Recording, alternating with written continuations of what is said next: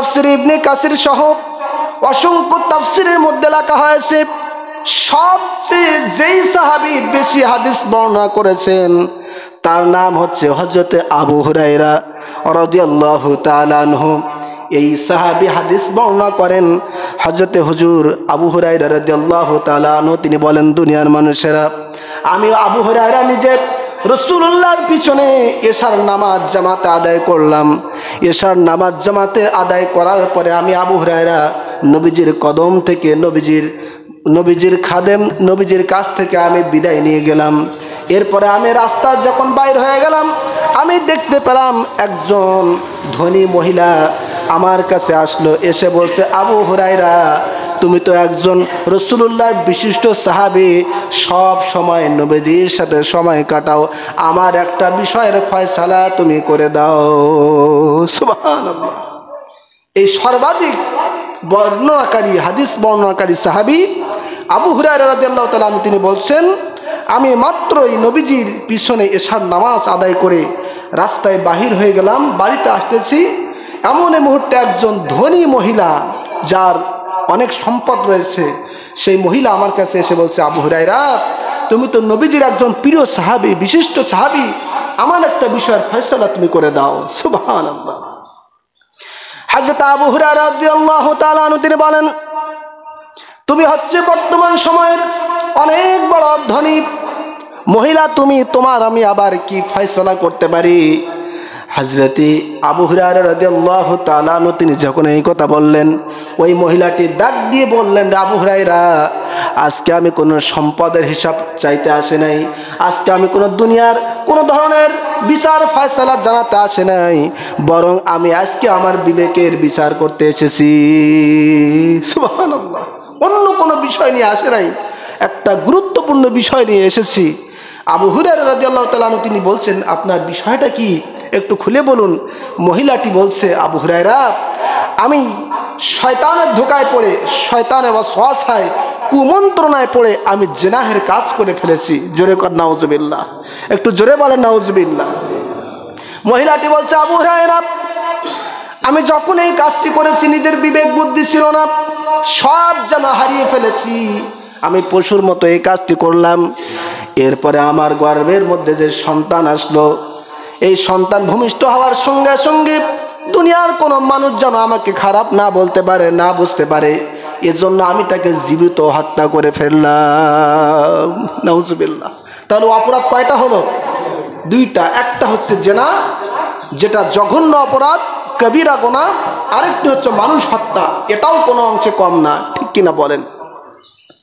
মহিলাটি বলছে, আবু হুরায়রা, তুমি তো রাসূলুল্লাহর সাথে সব সময় কাটাও এবং তুমি একজন বিশিষ্ট সাহাবী, আমাকে একটু ফয়সালা বলে দাও, আমি যে দুইটা গুনাহের কাজ করে ফেলেছি, জেনা করেছি, এরপরে ছোট্ট মাসুম বাচ্চা সন্তান ভূমিষ্ঠ হওয়ার সঙ্গে সঙ্গে আমি তাকে জীবিত শহীদ করে ফেলেছি, রে আবু হুরায়রা, আমি যদি তওবা করি তাহলে আল্লাহ পাক আমার তওবা কি কবুল করবেন? সুবহানাল্লাহ। চিল্লায় বলেন সুবহানাল্লাহ। অর্থাৎ গুনাহ করার পরে অনুশোচনা, যেটা একটু আগে বলতেছিলাম, আমরা শুধু গুনাহ করতে থাকি, কখনো নিজের মধ্যে অনুশোচনা হয় না, আহারে কেন আমি এই কাজটি করলাম, আহারে কেন আমি ওই মানুষের ওই সম্পদ টাকাটা আমি ফাঁকি দিলাম, আহারে কেন আমি তাকে অন্যায়ভাবে মারলাম, এই যে অনুশোচনা আমাদের ভিতরে হয় না, কারণ গুনাহ করতে আমাদের অনুভূতি শক্তিটাও পর্যন্ত আজকে লোপ পেয়ে গেছে, ঠিক কিনা বলেন? মহিলাটি বলছে, আবু হুরায়রা, আমি দুইটা অপরাধ করেছি, একটা হচ্ছে জিনাহের মতো জঘন্য কাজ করেছি, আর একটি হলো মানুষ হত্যা করেছি।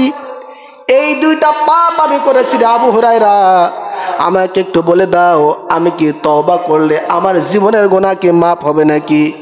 সঙ্গে সঙ্গে হযরত আবু হুরায়রা রাদিয়াল্লাহু তাআলা আনহু, যেহেতু তিনি নবীর সাহাবী, বিশিষ্ট ব্যক্তি, সঙ্গে সঙ্গে রেগে বেগে তিনি বললেন, না না না, তোমার জীবনের গুনাহ আল্লাহ রাব্বুল আলামিন ক্ষমা করবেন না, কারণ তুমি প্রথমে জেনা করেছো, জেনা করার পরে দ্বিতীয়বার আবার জঘন্য অপরাধ করেছো, ওই ছোট্ট শিশুটাকেও তুমি হত্যা করে ফেলেছো।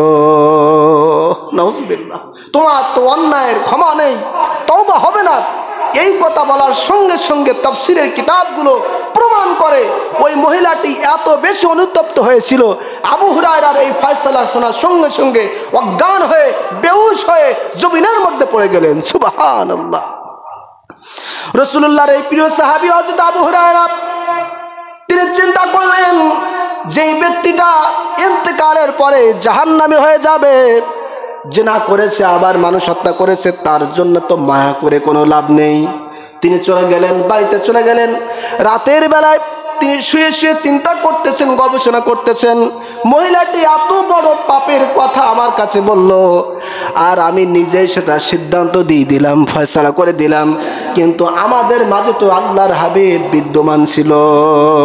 সুবহানাল্লাহ।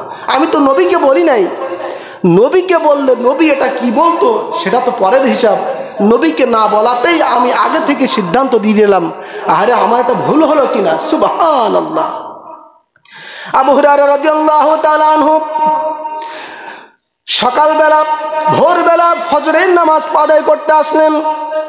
নবীজির পিছনে ইক্তেদা করে নামাজ আদায় করার পরে নামাজ শেষে হযরত আবু হুরায়রা রাদিয়াল্লাহু তাআলা আনহু তিনি বলেন, ইয়া রাসূলুল্লাহ, ইয়া হাবিবাল্লাহ, গতকাল রাত্রে এশার নামাজের পরে আমি যখন বাড়িতে চলে যাই, এমন একজন মহিলা আমার সাথে এমন কিছু পাপের কথা বলেছে, আমি তাকে সিদ্ধান্ত দিয়েছি আল্লাহ পাক তোমাকে ক্ষমা করবেন না, তোমার তওবাও কবুল করবে না। আল্লাহু আকবার। আল্লাহর হাবিব শুনতেছেন আর বলতেছেন, আবু হুরায়রা, এই কথাটা আমি স্বয়ং রাসূল পর্যন্ত বলতে পারি নাই, তার কারণ ক্ষমা করার মালিক একমাত্র কে? জোরে বলেন। একমাত্র আল্লাহ পাক, তিনি হচ্ছে ক্ষমাকারী, তিনি বান্দার সৃষ্টিকারী।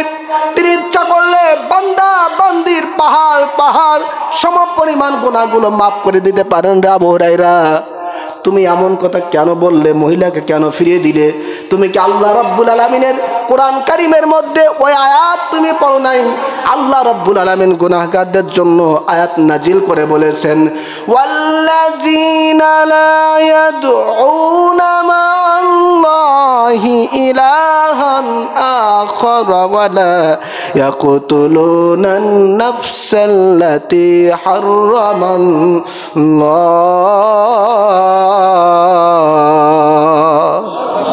আল্লাহ তাআলা বলেছেন, যারা অন্যায়ভাবে মানুষকে হত্যা করে না, যারা জিনা করে না, যারা ব্যভিচার করে না, যারা আল্লাহ তাআলার সাথে শিরক করে না, ওই সমস্ত ব্যক্তিদের জীবনের গুনাহ আল্লাহ পাক মাফ করে দিবেন। আর যারা এই সমস্ত করবে, ইদাআফ লাহুল আযাবু ইয়াউমাল কিয়ামা, কিয়ামতের ময়দানে আল্লাহ রাব্বুল আলামিন তাদের শাস্তি আরো দ্বিগুণ করে দিবেন। আল্লাহু আকবার। এই আয়াতে কারিমার শেষ অংশে আল্লাহ রাব্বুল আলামিন আবার বলেছেন, ইল্লা মান তাবা ওয়া আমানা ওয়া আমিলা আমালান সালিহান ফাউলাইকা ইউবাদদিলুল্লাহু সাইয়্যাতিহিম হাসানাত ওয়া কানাল্লাহু গফুরুর রহিমা।